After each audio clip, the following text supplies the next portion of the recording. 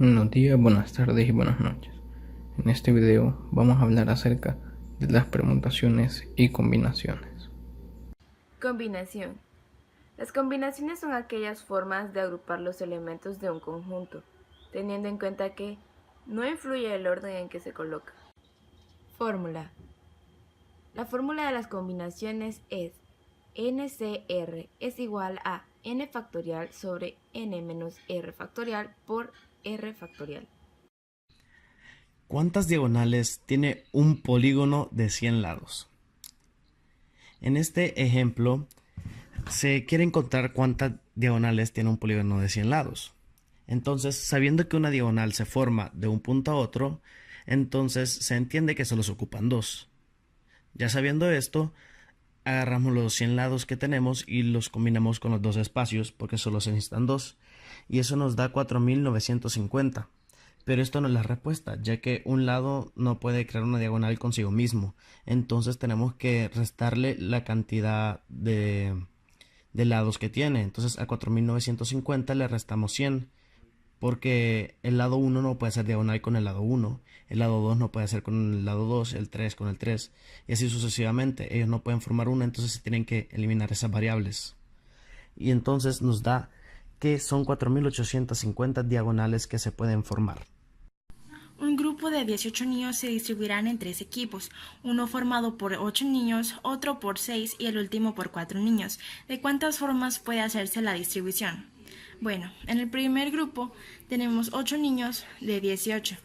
Entonces, tenemos 18, C, 8. Ocupamos combinación porque la combinación no importa el orden. Entonces, para el segundo grupo, ocupamos 10 niños para los 6 que tenemos que hacer el grupo. Ocupamos 10 porque 8 ya los utilizamos en el grupo anterior.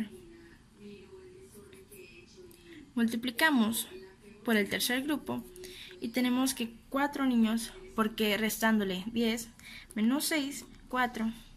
Tenemos 4, C, 4. Entonces, sumando todo esto, tenemos 9, 189,180 formas que los niños se pueden distribuir. En matemática, una permutación es la variación del orden o posición de los elementos de un conjunto ordenado o una tupla. Es decir, reordenar los elementos de un conjunto.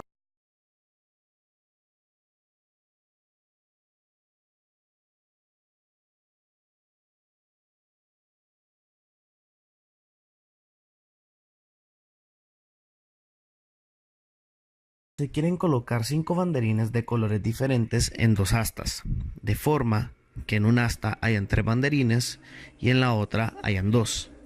¿De cuántas formas diferentes se puede hacer la distribución? En este problema tendremos dos variables principales, el caso 1 y el caso 2. Y tendremos dos subvariables, el asta 1 y el asta 2. Estas se colocarán sobre el caso 1 y el caso 2. Entonces tendremos que en el caso 1, el asta 1 será capaz de tener 3 banderines. Entonces se permutarán los 5 banderines de diferentes colores en las 3 posiciones, de manera que nos queda 5 permutaciones de 3 y 2 permutaciones de 2. ¿Por qué 2 permutaciones de 2? Porque ya se han utilizado 3 banderines en la primera asta, de la forma que nos quedarán solo 2 banderines para la segunda asta. Y en este problema podemos denotar que tenemos el principio de la multiplicación y el de la suma. Tenemos ambos, porque en el caso 1 y en el caso 2, las permutaciones que nos den se multiplicarán y esas serán las formas diferentes de hacer la distribución de cada caso. Y el principio de la suma se explicará más adelante, ya llegando al final.